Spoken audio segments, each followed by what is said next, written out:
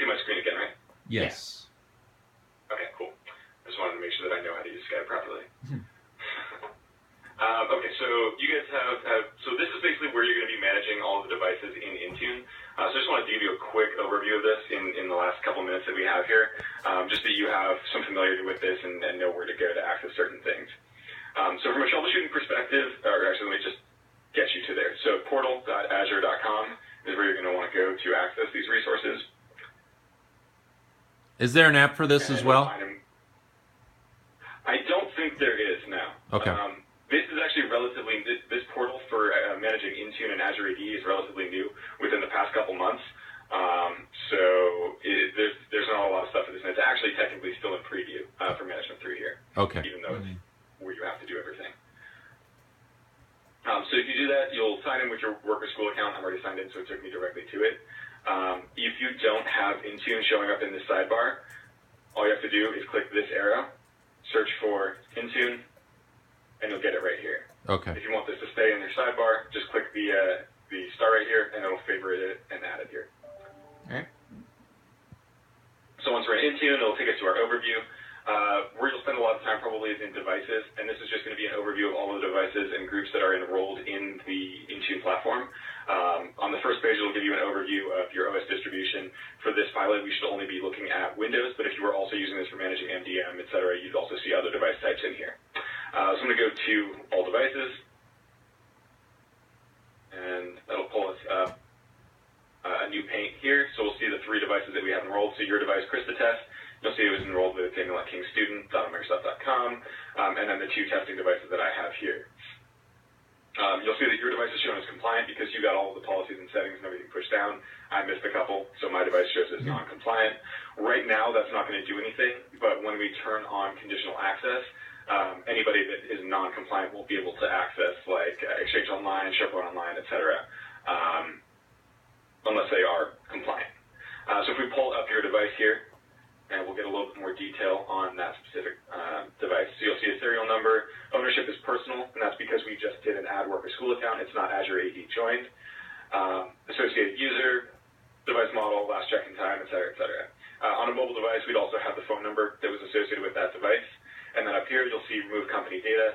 So this is where we'll do that selective wipe and remove device management and anything associated with the organization while leaving all of their personal data, anything locally on the device alone. Will that also uninstall class policy? I'm sorry, real quick. Will that also uninstall class policy? Or will that leave it will not uninstall class policy. That would have to be done as a separate operation on a device. So app installations at this point are independent of a device's enrollment status. If you want to remove that, you'll have to actually do a policy down there to push an uninstall of an application. All right. Yep.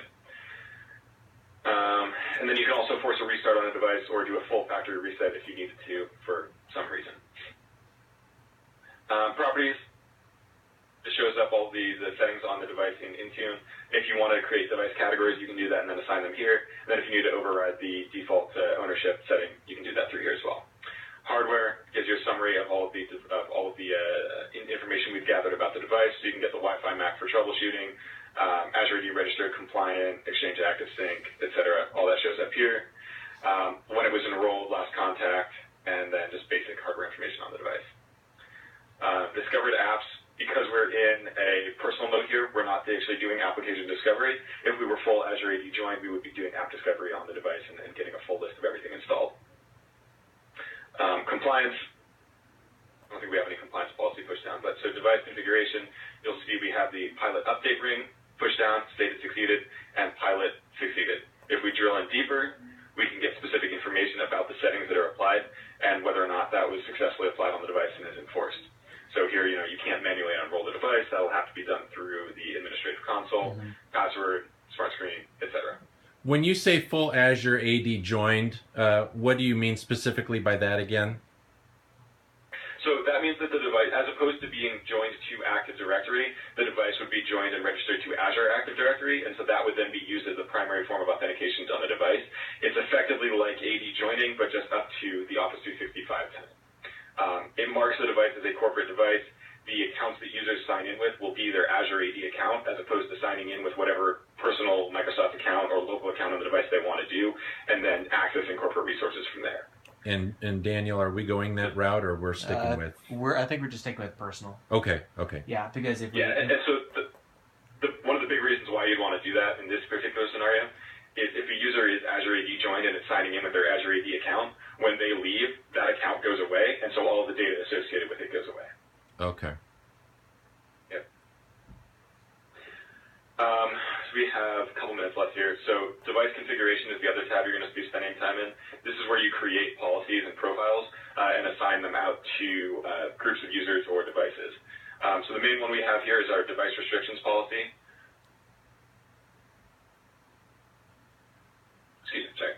Device restriction policies. So this is our base policy that we've configured. You can see the platform is Windows 10 and later, last modified date, a place to put description or notes. So every time a user makes a change, I suggest that they log it here. And then you'll go into settings where you'll actually configure all of those the options on devices. So you'll see various, there's a number of different sections here for configuring various types of Windows 10 policies. I'm just going to go into one of these in the interest of time. So you'll see password. It's all sliders, so required, not configured, etc. And then you can go in and enter certain features in here as well. So like password expiration, you can enter the number of days in there. It's very straightforward to use this portal to set basic Windows 10 policies. Okay. Do you have any questions on that? Not on that. I do have some more questions that I'd like to ask before we're done with our Skype call. Okay. Real quick, the other thing, so this will look the same for all types of policies, whether that's a configuration policy, compliance policy, conditional access, all this stuff looks the same in this portal, and the methods are basically the same, so I won't go in for each one. To assign a policy, you go to the Assignments tab and set groups that you want to include. So we have this pushed down to every member of the InTune testing group. This will be the policy that they get. You can set exclusions as well, so if you have certain members of InTune testing that shouldn't get this policy, you can put that in here, and you can create as many policies as you want and apply them to specific groups of users or devices. All right. So software updates, this is where the update rings are configured. Update rings, again, it's very straightforward. Everything looks the same. You can set specific settings in the policy and push it down to specific groups. So those update settings are how we enforce the students to make sure they get their updates on time? Yes, correct. So if you look at your update settings on the testing device, you'll see that all of those settings are grayed out because they've been specified by InTune. So there'll be a specific set of office hours, effectively, where the device won't reboot, and then we'll force a reboot and update installation outside of that. Try to check for updates and see what it does. Yeah, it looks like I don't see anything grayed out, but I don't have a whole lot of options showing. So I can check for updates. That's also possible. It may have just hidden some of the options. Yeah, I think that's what it is, because I don't have the usual options of like advanced or defer updates or anything like that. So yeah, it looks like what it's doing is again, it varies between versions of the exact UI. So like on this one, if I pull it up. Yeah. Okay. Yeah, I found advanced options, and I want to go in there. Most of the stuff, deferred updates and other stuff, that's all grayed out. So good. Yep. And then, okay. So this stuff in here is pretty straightforward, and we can set up another call to go over some of this. I just wanted to make sure you had enough to start doing your pilot testing. InTune roles gives you the ability to set up some RBAC. So if you wanted to give help desk the ability to do specific roles in here, like read configurations on a device, maybe do a restart, something like that, you can give them very granular permissions to do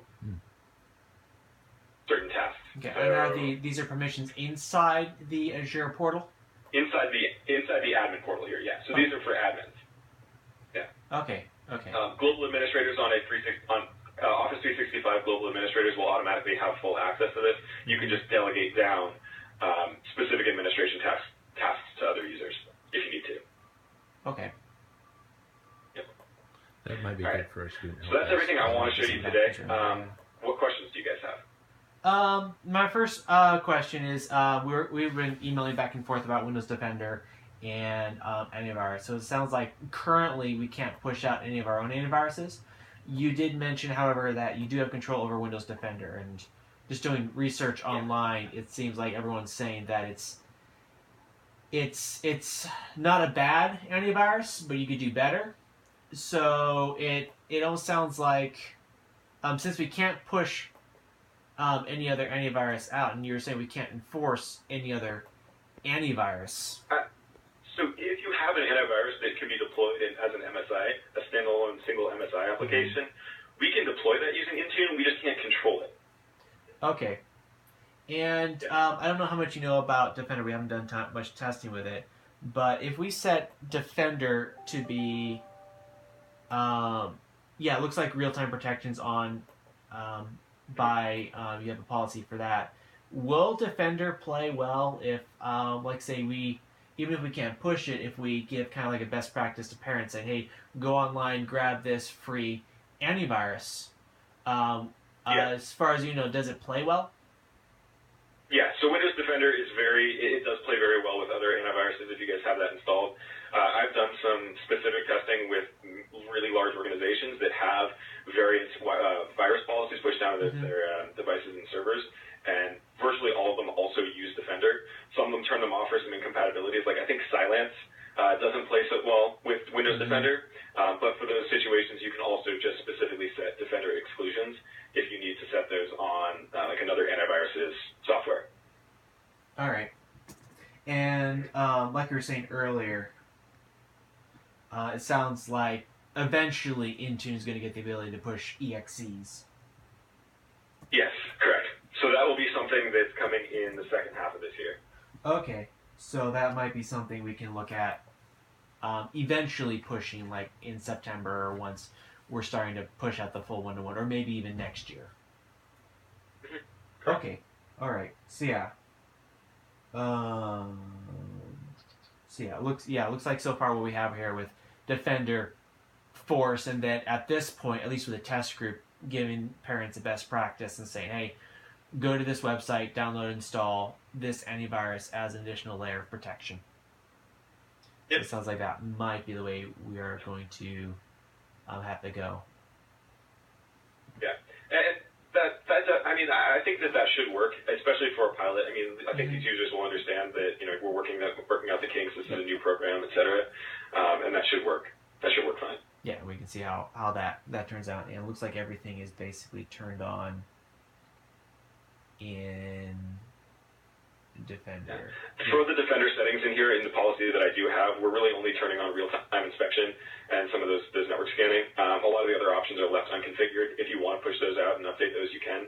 Okay. The real-time monitoring and behavior monitoring are the two really important ones to keep on. All right, yeah.